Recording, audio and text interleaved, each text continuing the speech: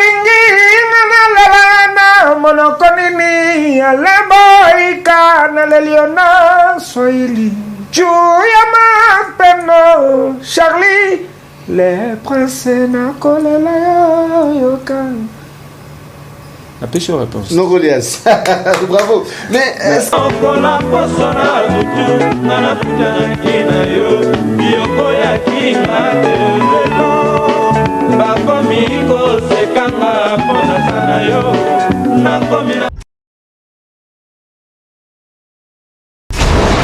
Hela ma on a ekolo samo na voilà roga missile na ningina loba.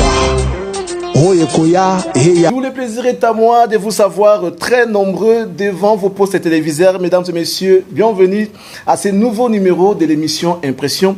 Nous étions certes absents une semaine et nous sommes revenus pour vous servir. Tel a été notre contrat. Nous sommes très heureux de vous savoir là devant vos écrans pour nous suivre.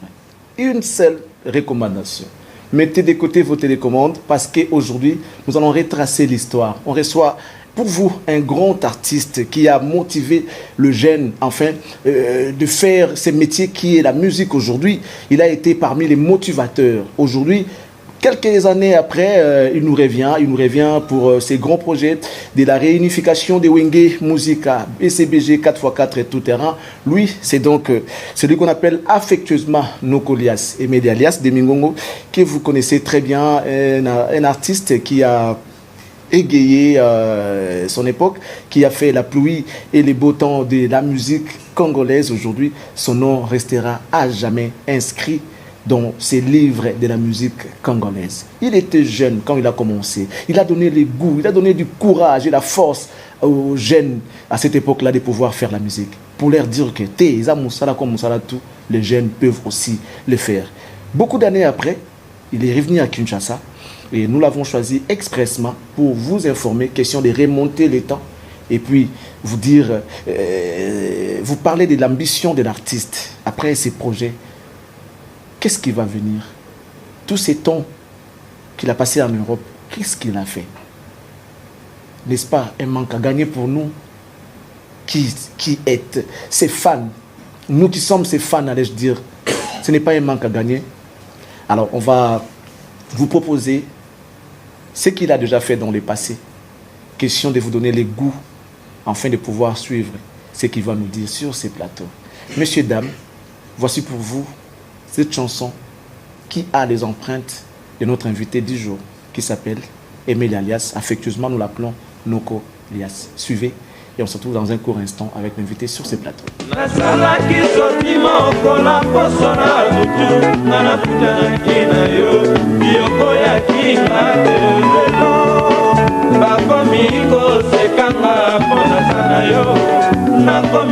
De retour sur ce plateau, après cette très belle chanson, vous avez donc vous avez suivi avec nous la participation valable de cet artiste que nous recevons aujourd'hui, qui n'est pas moindre.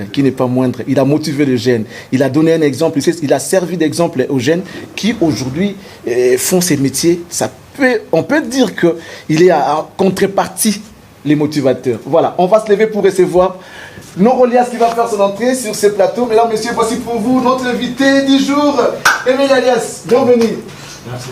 Nous t'accueillons avec beaucoup de plaisir. C'est très bien. Bienvenue. Bon retour à Kinshasa. Merci. Bienvenue au Congo. Tout, en tout cas, tout est mieux à travers rythme. Héritier. Votre caméra est là. Tant on a on se l'appelle l'honorable Alain Bouyka. La quasi trop belé, puis nous Alain, complicité autour de on a Alain Pela, en tout cas, et puis Zamba Bolino. La réunification. On va se mettre. Merci. Nous sommes avec Emile Alias. Ouais. Pour nous, c'est un plaisir. Et d'ailleurs, qui va tout là, comme on a eu après tant d'années d'absence dans Boka. 17 ans. Ah bon. Tu as 17 ans, mais qui en 2013, ton papa Koufaki. Ok. Et il y a 7-10 jours. Purement familial. Donc, purement familial. Et puis, il y a le nom papa après. Nous sommes de cœur. Que l'âme de papa se repose en paix. Nos Goliaths. Aujourd'hui, le mot est ça, il moi tout malé. Kanisi, complicité, moi vous avez dit est-ce que tant qu'on vend là, il manque à eux, ça là dans le passé. En tout cas, ceux n'avaient manqué à Kossi. Ouais, ça nous manque. Ils ont manqué, mais bon, on fait avec. Une petite lecture par rapport à la musique aujourd'hui. Nous avons la musique. Parce que vous êtes toute une génération. Vous êtes une génération. Ils ont époque où et veiller à te belé et puis si va te belé sentiment et puis si va te belé goût et motiver la jeunesse n'a pas en contrepartie. Les autres orchestres c'est comme est belé c'est aussi grâce à Wenge. C'est ça. Que à tout ce qu'on a jeune on s'est appelé l'eau simbi parce qu'on avait comme impression que c'était dans l'époque où les gars faut aux la papa pour ça l'orchestre. Pour ça mon colo pour ça l'orchestre. Mais Bino Boya pour là ça va jeune que il s'y fait un talent pour cette makambo simba là. Donc boza pour beaucoup de la musique na biso. Alors une petite lecture. Nous avons la musique il y a l'élo. Qu'est-ce qui a changé? Qu'est-ce qu'il faut changer? Qu'est-ce qu'il faut ajouter? Et qu'est-ce qui s'est ajouté? Bon, merci à trop à Charlie Prince. Premièrement, dès qu'on a tout le bateau, ça a un motivateur, automotivé, belé. Et puis sur l'année, même na poto, même en Afrique, na kenape na beta tam sunga mona kepi Afrique du Sud, tam sunga mona ke tam suspe pays morobo. Vous allez tourner batumo ba oza ko accompagner ba yebi musique ya wenge na niveau au Saralanti. OK. Otiki ba mission na poussa to fanda kuna mais batumo ko ba accompagner pe oza pe satisfait. Dans le sens que ba yo kabiso trop. Lelo na oloba ke moi musique en sanga âme. OK. Ponanga, ça c'est moi, c'est mon opinion. Sanga âme. Ba amoto mbiso to aki to vandi pe tozo ka ba arrêter misi tozo ka vivre la musique tozo ka ba ok jazz tozo ka ba langa star tozo ka ba Victoria ba Friza tozo senti ba shock star ba anti shock ame alaki de lo tozo sala me pena na bolingo mais lelo et comme le roi neti to sala ka neti fat food ne ba donc tout lamba lelo et belle pe vite fait tout liara lelo mais zo sanga pena moi et ça am na niveau musique tout na niveau ko yemba tout na niveau texte na niveau ni amezate mais texte ko ça la bien mais kokota pena qui non ba différence lobi ko to ba ko so la pega na ko moko tant toujours répéter des to uti ko yawa to bani dia ba répétition nazota ndenge prince ale makaba nzembo lokola mulolo to nzembo lokola nino yo Daddy Vitodi oye ami ndenge bazo de frango na tunaki baona na fondé Didier Masela vient nzembo yo ça fait combien de temps avec 34 ans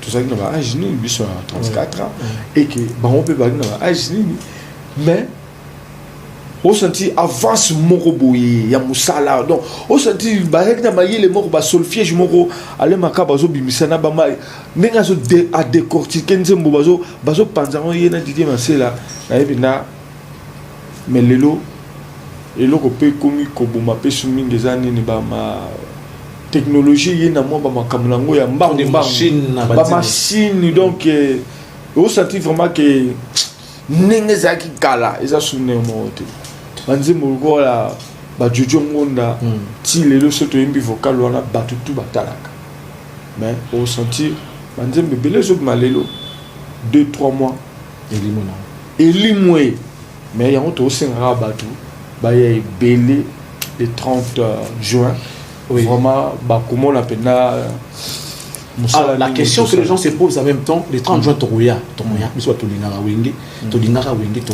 mais est-ce que vous êtes toujours performant que ça? Parce que les années sont passées. Depuis la dislocation, ça doit faire 25 ans. 25 ans après, il y a des gens qui étaient actifs dans la musique. Est-ce que performance est Zakaka? Est-ce que vous serez toujours à la hauteur par rapport à l'argument tout à l'heure que les autres ont âme? Oui, ça c'est vrai.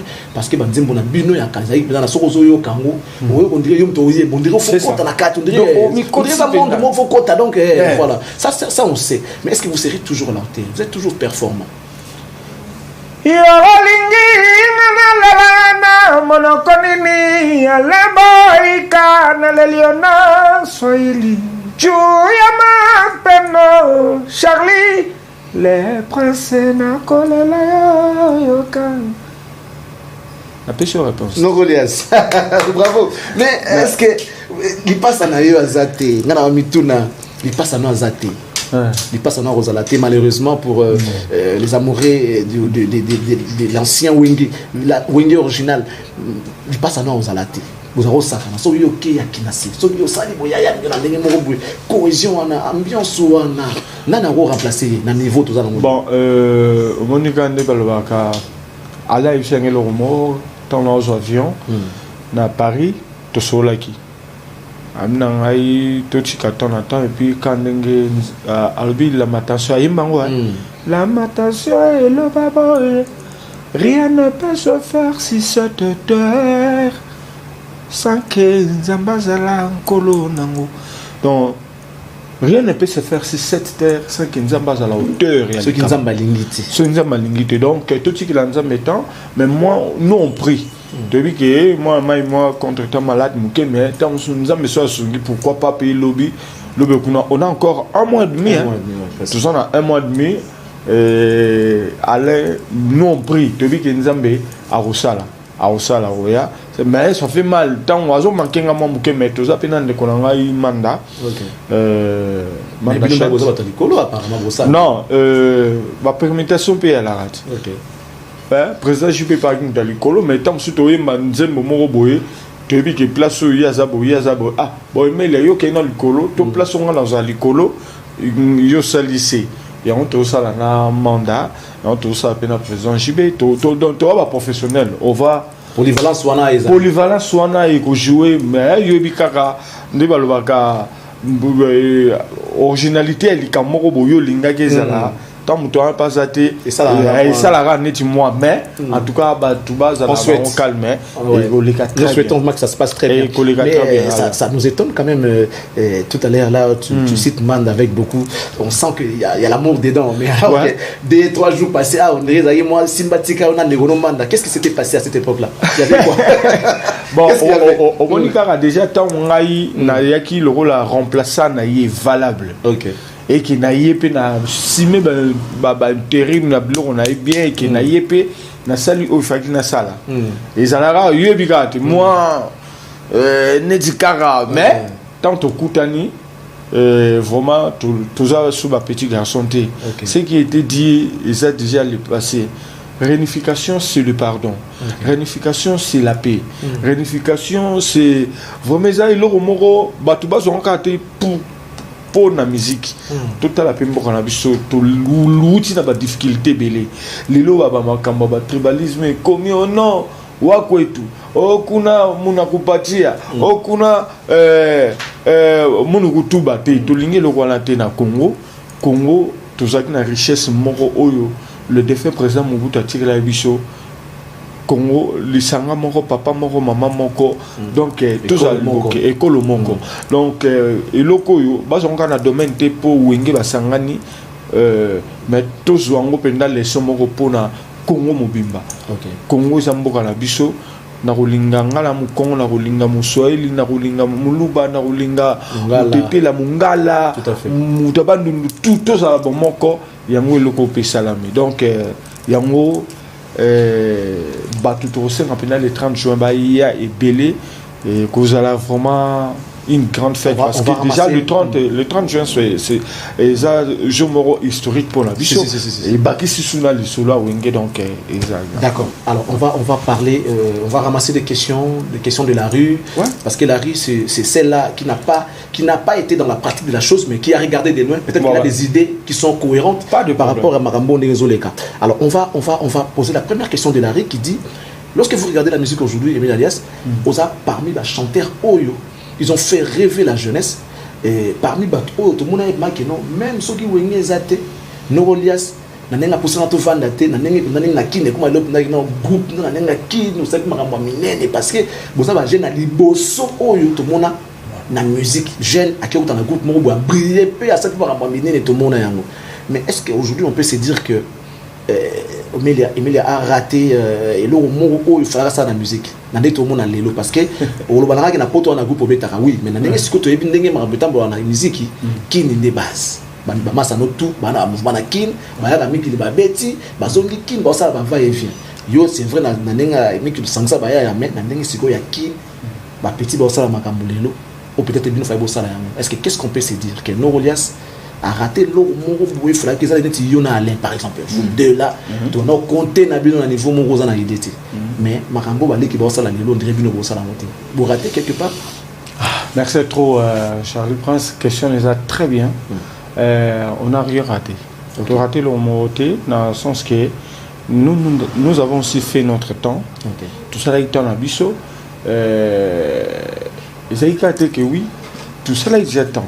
Oui, il fallait qu'aimer la briller briller en solo par exemple. Est-ce que il fallait? Oui, mais chaque chose a son temps. Ok. Ermo tali pende ma maison kende po na longwa ki BCBG na ye maison mère autolo bango na sala ki pebe preuve ma kasio yebi. Après maison mère je suis parti en Europe. Na sali race de vainqueur. Dans la salle yango, j'avais aussi un groupe ici à Kinshasa. Na zone qui Kobeta, na beta équipé, mais c'est que na ba démarche mususu o décourageant kingai par rapport kaka ya ba ndeko mususu pe moi ba kale les kaki ça là quoi net décourageant qui et que tant yo ça la pe que ah bon bana comme pe ba la mikili et ça là pe tant belé carrière. Mais c'était que ma carrière, mon travail. Et j'aimerais aussi s'occuper aussi de ma famille, mes enfants. Donc, poto dans la vie, bon. Poto Zamboka Charlie, tu l'auras le temps, au bêta tour, sur les acquis, au Vandapé, au monde qui il faut vraiment qu'on ait la banne à peine. Pour ça, on a le banate et comme à me belé. Na sala ouanet na vanda mukeme. C'est un don inné ya donc au senti que na salipe na au salape na mi kotipe na vie mon mususu mais tel mes aïe car il est passion en ngai pour ça la to vendre yo non auto lo ba non ba master ba leki mon musique na ma mbebele na rôle ba nyons tout mais mutu na mutayi ndeni azo même la vie na yi carrière na yi moi j'ai déjà fait autant sous balé qui ba lu ka ça lelo ngala sale il y a ça condition il y a condition mon na divine mais il y a les autres ba ça on ba et comme que moi maléfique et continue à 4 mois ba makambe belé vous comprenez to rolanda banzela wana te nous Dieu a fait et que lelo sous ça li que réunification est qui croyait que le lot autant il pousse en tout vendre mais ça ba mission sous quand on lobby wa non ba ya rapé poto ba beta ba ça ça na ça na ba on na ça na ba on mikil tant souper bateau yo yebi souper quelque peu kuna que na place mo tant souper il y a 100 personnes à quoi qu'on ça monter mais na Kinshasa awa parce que tant à comme on a grand prêtre mais na mikil kuna donc à beta place tel aura pour 30 personnes ça problème. Moi, Dieu a fait grâce aujourd'hui. Paris, Mokaba Teti, Bissomoro Wenge peut être première fois Wenge Tiamako en France. Ce qui est le défait papa Mbate Wenge Ngao Betati. Donc, mais, je te jure. Qu'est-ce qui s'était passé? Mais, Batomi qui le babi, Bango, surtout qui le France, babi, Bango, c'est vu voir la musique. Vous comprenez? Non, papa Mbabi, t'es bâti Kabana, vive la musique, Wenge musique, vous comprenez? Ils nous ont accepté parce que la Belgique il y a des problèmes de Wenge il y a Belgique mais la France il y a grand monde il y a musique donc et puis ils ont la moment par rapport il y a moi avec payer belé à Europe exigence moko boye ba caprice nango moko boye pour convaincre pena moko le roi né de France wana et qui dit a fait aujourd'hui que biso le tout peut prendre et ça que oui quelque part de balobaga que bon de baba qui musique est bête et comment il peut qu'on non tant que les mails il y a un team dans ça là qui non bateau ba aux akala on est même arrivé là oui parce que est-ce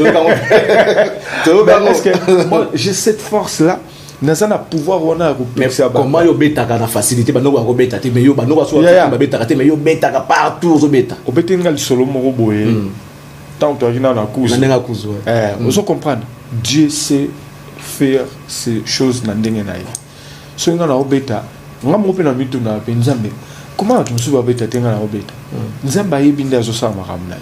Il y avait un pasteur azaki père spirituel nga ala Kinshasa afana na kena bana poto ana Emilia oso bunda trop mais yo succès nous a raté eza na libanda ce qui le lo France ndimeli ngai diaspora ndimeli ngai na pusana pe karat na selka pusana to vanda bato pe o tam su tam na ina wenge na musique BCBG 4x4 na BCBG na maison mère na Kinshasa ngala pusana ba on peut va vendre ngala ke bato pe poto ba pusana emeli pesa ni avant dit donc na saisir chance na ngana na moment moko boye sengai ke eza petam sous malheur pour la bato mususu mais moi je saisis la chance et que simbi pe donc eza que ça retard tôt n'a zo regretté pourquoi tant mususu ba massa mususu ba leki mususu pe n'a pas la mususu ba zo ça succès non chaque chose comment Emilia lobi que ba mususu ba ça la on va pratique mususu siko to le ba né que vous croyez que la musique il faut qui s'y pèse à la parce qu'à l'époque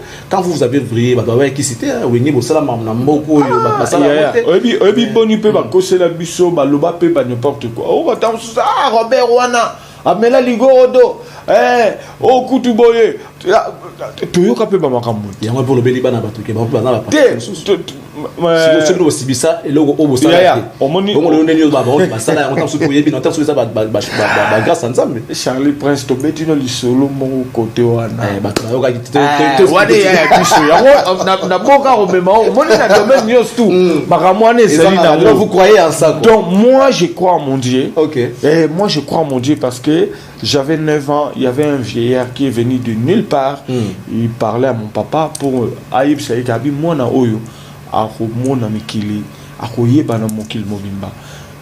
Moi quand je grandissais là-bas, il y a un docteur. Pour na gens na ba ko vie ba docteur ba kala ba car ba banda quoi bien. Vous comprenez? Je voulais ba stable. Mais nous avons salinga naza musicien, vraiment j'adore ce que je suis. Donc, comme ça, une très belle voix où ils allaient grâce à je vais rappeler à ceux-là qui nous suivent que ces messieurs qui est devant vous, Aza attaché dans Nzambe parce que les lots, bah message, 10 messages de commande en Neurolias, 8 et ça va prédication, na exhortation ou yotin de la personnellement. Si on a mis tout dans la TV si quoi. Na mis tout dans la boule évangéliste parce que plus une fois bien ngakayo, non je te rappelle na prier na prière. Ouais. Et les kelanga mo expliquer son nom. Bonzambe évangéliste Charlie ce qui nous a embêté na si yo mo pour le qui na moi ba ma bebele. Na chokene no teke. Ça peut me super quoi proposer. OK. Il y a un boga, tu parles bien, c'est ce que je bien. Mais là, on beau jouer en maillot. On a un mot bon même maillot. Pour essayer comme il l'a appelé déjà. Il y a prophétie. Donc, ngaïpe et comme il l'a appelé. Vous comprenez? Proposition n'est yaka. Mais la telle c'est bon cara. Nzambe. Ngamo mère n'a prière. Ma casse.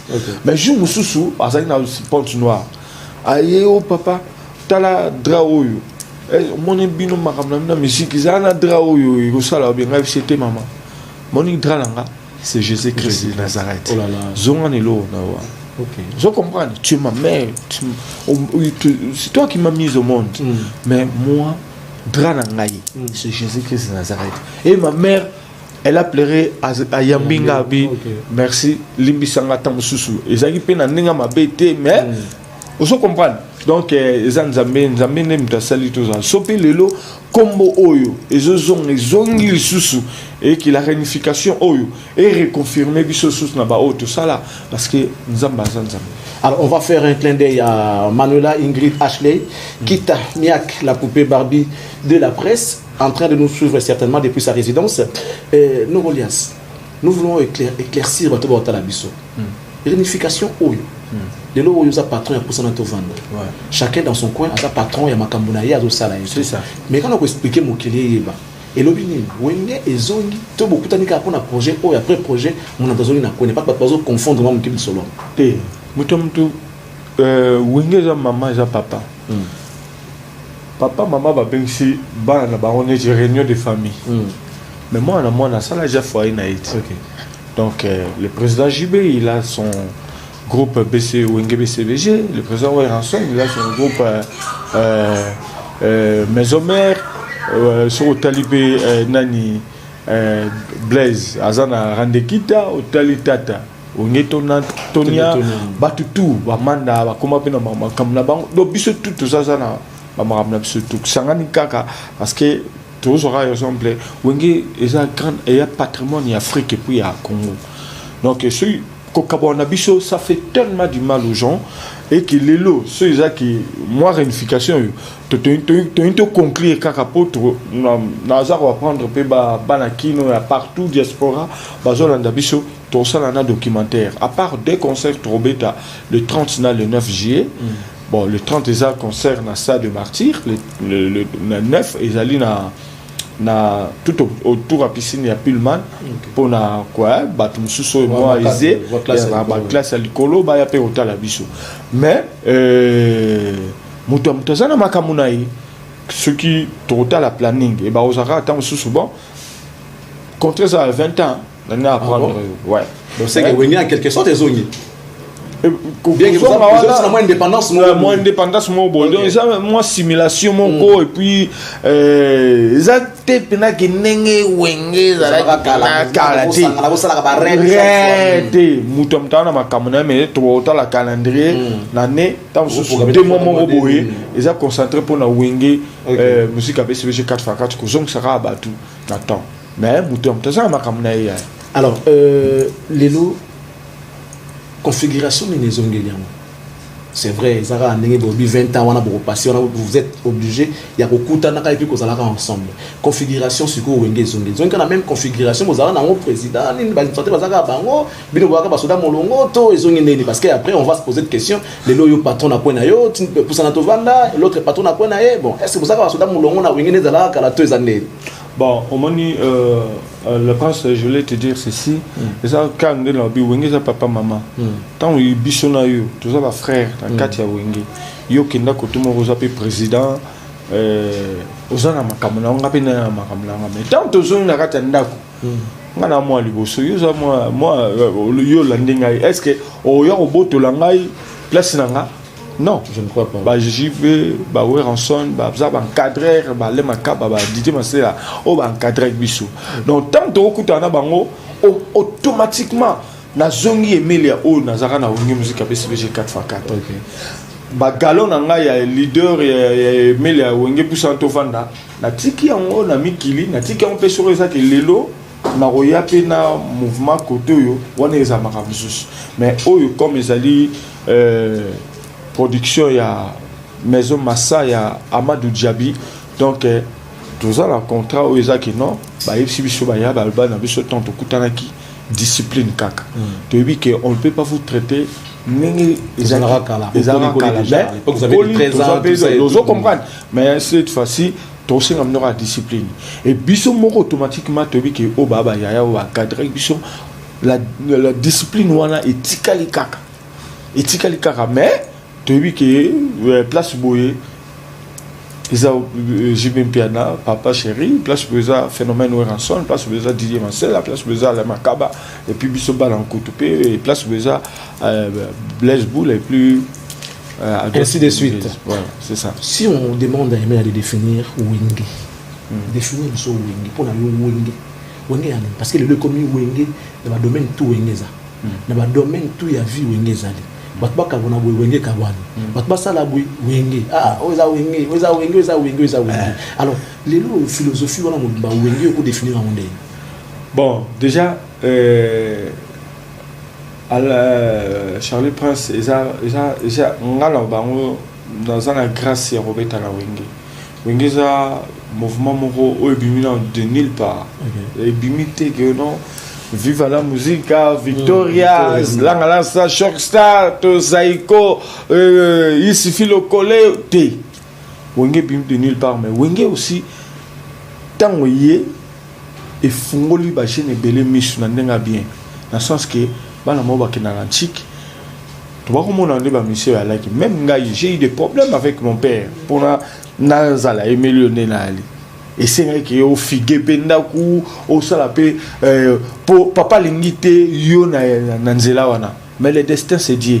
Mais Wenge sur lelo oza Wenge on va demander à Fiston Pandou de nous caler vocal et email à Jojo Ngonda. OK. Bah caler ce vocal on a comme ça on va demander ça pendant que tu as une explication. Donc Wenge vraiment c'est groupe moko sacré. Yango zomona ko kabwana na biso et kabola pe ba famille et kabola ba master. Donc hôtel venait que Bruno Luba qui est côté on a aux États-Unis, donc hôtel bena ba Thierry ba Katumba ba Katumba pena, donc na ba Paris on a pena que non mutuna mutu ba massa mais oyo muta phénomène ou rason muta BCBG et ça là pena mais yango Wenge et inspira ba orchestre tout na mineno Isaki avant Wenge.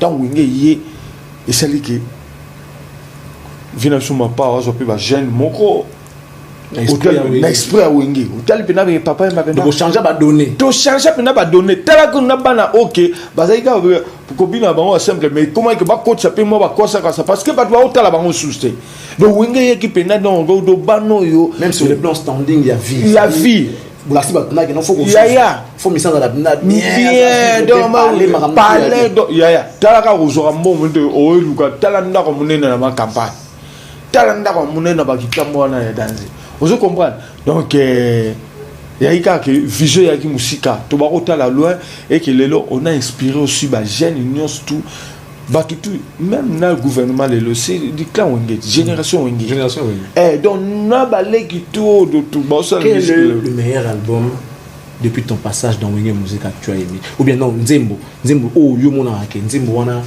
ezala oyo yemba na oyo yemba te oyo sepela na Nzembo Wenge to poni na rap to tsaka moko oyo sepela na ngo depuis l'apparition de Wenge Tilo avant au Kota pendant que tu étais même après avant la Kota Nzembo et de tous les temps là de tous les temps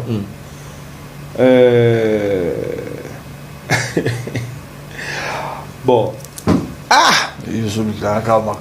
Nzembo sepela na Nzembo sepela na vous artiste na préférence ma bête Nzembo sepela Nzembo na sepela na makasi ya Nzembo ale makaba nini yo princesse bolingo yangana yo ebanda kala te ye motema basi princesse nazola la sevendo tona yo patie sota Nzembo na na ba configuration ba Nzembo tout Wenge sala au senti qu'Alain Makaba il avait déjà moi une avance ndenga imbisaka président JB Nzembo ba recherche wana donc ils Nzembo mo moni ngani ba Nzembo ya moi passi nanga te ba Nzembo ka oyeka papa ke kate nanga pena ba Nzembo mo ko ti ba modulation et ke pena ba moi ba grave na kati ba octave donc Nzembo wana vraiment yango est vraiment ya tirak un bon choix c'est un bon choix quel est le cri ya Wenge sepeli ça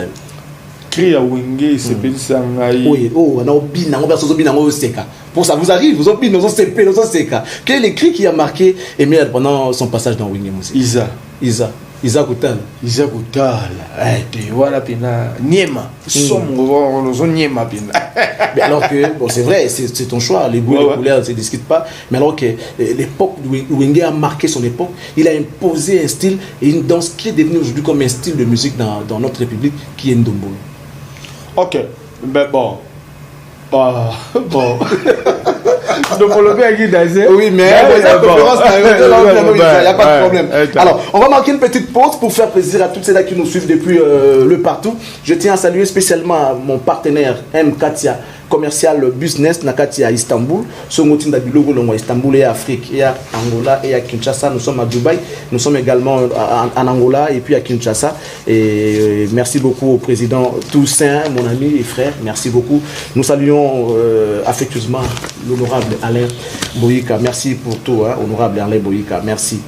Quand tu es là, tu auras l'aise pour les que ma besoin assuré. Alors, on va marquer une pause. Norolias. Les lots sont tout nus. Ningoye na Kinshasa boy. On peut ça merci na mon bateau yo. Ba soutenir yo, bateau bazana yo parce qu'il faut quand même se le dire après beaucoup de temps, ba nous ba rose appelé réaliste, ba rose ngolope na mité marano. C'est vrai, aux anakines il y a quand même des gens qui te soutiennent de près comme de loin, qui ont droit néanmoins remerciement l'émission à l'élo. Avant tout à la vocal na yo ya Jojo Ngonda. En tout cas, on moni Charlie Prince c'est ça la bateau au sentir basa social ou ça pena qui non à ça la poste muninga na ya émerger évoluer parce que ça bateau sous Charlie à sa camarade de malingi na ou avancé ali il faut y avoir eu au Sénégal mais ça na ndekologo la Alain Boyika l'honorable na tchaka pena ba bolongo nzamba pesa ye a comme si un monsieur avec un bon cœur a comme si était ministre de la culture ya mboka na biso to kakata gouverneur ya ville ça un jour ah oui ça c'est vrai honorable Alain Boyika Alain tu as tous nos soutiens quoi Alain a ko kamusabatu parce que il a un cœur en or donc na talaka bandeko na talaka Alain Alingarabatou sans arrière-pensée. Il aime les gens sans arrière-pensée. Donc vraiment, Tinaye, Naba transport, Nangaï, Alain Boyika, vraiment, les gens coûtent pas passer à transporter et mes mangati. Mais sa façon d'être avec tout le monde. Azan a parti prêté. Azan a parti prêté. Monsieur bien. Vraiment. Donc il y a des gonos, du moro boépé, Alingapete gono. Mutumo ya on ni yokomo kene kuna bouton te yaza makamwana te tout à fait donc ils a l'Emboïka et puis ils appellent na Blaise Maïmona pour y azana nutura na otunga pena mambo ya la dynastie Blaise Maïmona je le salue yende mtazuni zembo yo Boroyo kakala mingi te l'amour est possible et puis Coco Tamba Serge Passioti et puis na Jonas Kalambaï na kati à Paris baza ba oyo vraiment bazo soutenir et puis na Djonga Okula Papi Sapo chef de ville merci beaucoup à toi Bérado Prince des Amunda de loin nous te saluons Edo Muzamba l'intouchable Necha Pindi plein de grâce et pourquoi pas dire un grand bonjour à Amédée Mackenzie Poutine Poutine Amédée Mackenzie en tout cas il y a Dadangwa dans les patriarches nous te saluons alors on va marquer une petite pause pour voir Chico Mabele merci beaucoup après on va revenir pour la suite mais nous tenons également à souhaiter un bon dimanche à celle qui nous suit depuis sa résidence également Colette Tumba Aigle Royal salutations spéciales à toi merci de nous suivre on va prendre ces morceaux de nos Colias pour le plaisir de vous tous qui êtes penchés devant vos petits écrans pour suivre l'émission Impression avec Charlie Prince. Suivez, on se retrouve dans un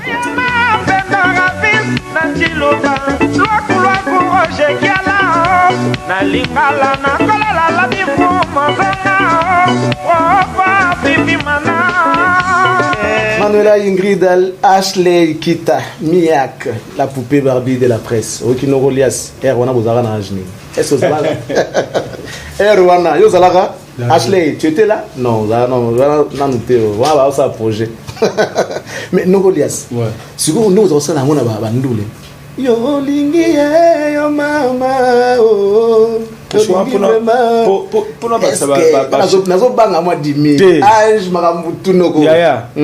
Maam na osala le 33 na bombi kaka parce que bon mais mutu aza fou beneni est-ce que ça neni non na osala pena surtout na ebike Bruno Lubika bon propre et puis na Thierry Kongi hectomètre ba ressenti pena que j'écoute tout donc et puis maître Kazi habité Maître Kazi, c'est un ami, c'est quelqu'un de bien. Ah ouais, donc il est bien, il est gentil. Et puis Maître Chris Cicéron Bakumba. Moi,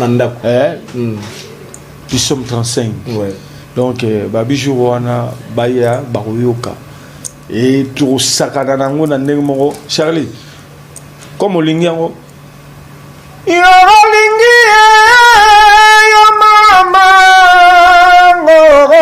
Yolingi vraiment na lelanda monoko nitanie na Swahili Joya mapende yo Charlie Lwaku yole presse le boyika Baya les 30 alors on va aller rapidement pour finir la question que les gens se posent. Ouais. Dynastie. Ça a été prévu, tout le monde a dynastie directement. Ouais. À la grande surprise, tout le monde est venu dans le volume 1, les padres Yemoro. Alors, Azo a annoncé dans la deuxième volet. Est-ce que, franchement parlant, ça a dérangé les amis? Ou bien, communication est parfaite? Que le padre a parlé avec ses frères, au solo là, qui vont se mettre d'accord que ça là, parce que nous voulons tout arrêter dans la spéculation. Peut-être, vous êtes bien content, tout ça, ça s'est dit. En tout cas, il y a des gens qui disent de gauche à droite. Éclaircis-nous, nos relias. Charlie, so ebi Congolais, ça n'est pas roloba. Na ye awati, na ye na poto. Et puis il y a na poto batine l'élection ba image moko ya Kinshasa ya ya ba pasi ba kufa ba sida. Eh Congo nzambe na vraiment moko yo. Mais ngamo na ye Kinshasa ba chaper ba place bien ko tozo mona to ki ne ba sala sport tozo talaper ba plateau zo senti pena que non na ye émission mais au senti c'est comme si na na poto. Et ba chaper moi ba place bien. Au moni dynastie l'initiateur c'est cher Frère et Cher de Paul le padre a yebi programme nenga salaki biso tozawana tant master a contacté biso surtout ngai na mbrasaki pende loko na motema moko et yende mutaza na directive net bon programme tout ça là nous on a déjà chanté déjà il s'allait bien parce que so pe bimangina nous peut avant banga le bagara oté tout moni rumba trap pe bimi bravo l'artiste Frère et Cher de Poule encore une fois et puis nazota la pe ba clip nazota la pe na ndenge déjà Jésus de Nias rien à dire côté wana bah c'est la bicho dans deuxième volume bah on sait pas là la communication l'artiste a signé chez Sony l'album qui sort Dynastie il paraît que Sony Moto a produit l'album alors volume 2 ils ont bien Sony to ils ont bon j'espère bien qu'ils auront la Sony parce que déjà comme moi Dynastie il y a un autre qui a le même album la deuxième volume ce qui changer le combo là si ce qui Hollande qui bien fait et là elle besoin de l'album Harmonie mais suite il y a comme moi qui na nzembo regarde-moi et puis c'est que moi vraiment na moto pour deux regarde-moi c'est que tu peux pas utiliser ce nom là tu peux plus et on m'a offert à Tcheka Dynastie Rumba Trap mais Bishop est en a 4 donc volume 2 Batouba s'inquiétait on a chanté et vous allez voir tu as vu c'est Batou bah mekate oh bah obimsa jour le roi ne obima bah comprendre l'harmonie entre vous l'harmonie vraiment on avait très bien travaillé et au moment là que Ferré il a grandi aussi en lui donc moi maturité et puis je senti la maîtrise qui c'est vraiment un grand homme. Alors on va malheureusement finir faute de temps. Vous avez 2 minutes pour parler avec ce public-là qui va venir ce jour-là, le 30 juin, pour voir Neurolias. Neurolias, c'est ma performance. On dirait que il y a poto. Et bon, maman, qui voit. Tu travailles, comme on a déjà fait grâce que Bissot, na poto, chaque week-end on travaillait. Donc, on a eu ça, bana poto, bana kin, parce que les autres, tous en internet, on a rappelé trop, félicitations. On a eu, on savait ça là bien, et puis les là, on m'avait senti. On nous laissait rappeler, nous sommes nous, laissez rappeler faux, longué à la bien lengi. Donc, créé après moi, ma soeur, Jean-Paul Azit, le champagnard. Naba Master tout donc Seina Diki Carlos Kalala Dadi Mumbenga Nono Doudou Manono ba Master tout Eric Wawa Aleki Sala ba les 30 banakini les 30 banapoto boya bozala décider eux za wenge za mouvement ya Nzambe les groupe moro exceptionnel dans l'album. On va se lever malheureusement pour finir avec Neurolias mais la question qui ne manque jamais dans cette émission, il y en a 2. Ouais. Quelle est la meilleure chanson depuis que le Congo a commencé sa musique, depuis que la musique congolaise était musique? Quelle est la meilleure chanson de tous les temps? Oyo la musique ya Congo banda tile. Nzembo yo yebi. Soit le titre na mo qui est un peu extrait, soit le titre na mo soit le titre. Independence tata tozuie. Oli panda chacha tubakidi. Bravo. Voilà. Ils allaient à moi pimbo là. Ils allaient à moi le minda. On a qui se pris. Je me suis sur la rambo à l'ouest du Baba. La Côte d'Ivoire. parce que tu as dit, voilà, mais pendant l'indépendance. Pendant l'indépendance, Ben oui. vous comprenez. Et comment le voir hymne national, il y a un pays d'Afrique pour l'indépendance. Donc, c'est ça. Le meilleur artiste de tous les temps depuis que la musique Congo existe. La musique congolaise, pardon, existe. Le meilleur Le meilleur artiste de tous les temps. C'est lui qui a marqué les apprenti. Tout le monde a marqué non. Oh, Nassala a un rapport remarquable la musique. Banda Tilelo. Luambo Makiadi. Meilleure chanson indépendance, meilleur artiste Luambo Makiadi. Nous te remercions, mais avant de finir, laissez-moi dire merci à Livingston, les Brésiliens, Masolo et à Brésil, Trésor Balou, Namatadi, Dalia Wumba. Je tiens à dire merci à ma fille maître, Jemima Bibato, la princesse qui nous suit, les princesses Eli Ndama King Boss. Merci à toi. Un grand merci également à vous tous qui nous avez suivis. Alors, Nogolias, on va se quitter. La toute dernière avant de vous laisser partir.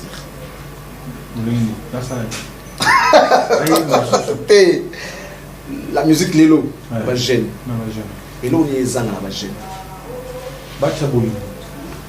Pourquoi? Parce que les jeunes à Lelo alingi soy batami comment me sujet asli. Alingi fait zara hier. OK. Bacha bolingo parce que bata on a biso wenge tout le monde a appelé ba vie bazalaka. Malgré les arrations de mais moi mutuna kwa na ye mais mutuna mona na nini ya vis-à-vis wana vive zobeta boye OK na une des trois OK jazz OK partout va vivre sentir tout le monde dans ça qui évolue qui émerger. Aujourd'hui les jeunes banika les arabes surtout banika donc keto. Nous avons fini. Wenge réunification. Il y a l'état dedans. Babi gouvernement c'est bala en 4. Jamais va cocher. Merci beaucoup. On se dit au revoir avec Nogolias. On va se retrouver très prochainement. Le temps nous fait défaut, sinon on avait beaucoup de choses à se dire. Mais nous vous remercions. Donc, on va les sous avant Poto, avant Pe Bandulo. Tant qu'on a maintenant pré-pénat au Kota, Togo nous sommes aux sous bah, oh, il va rater du saut, bah, il va être facilité. Bye bye. On se retrouve à la prochaine.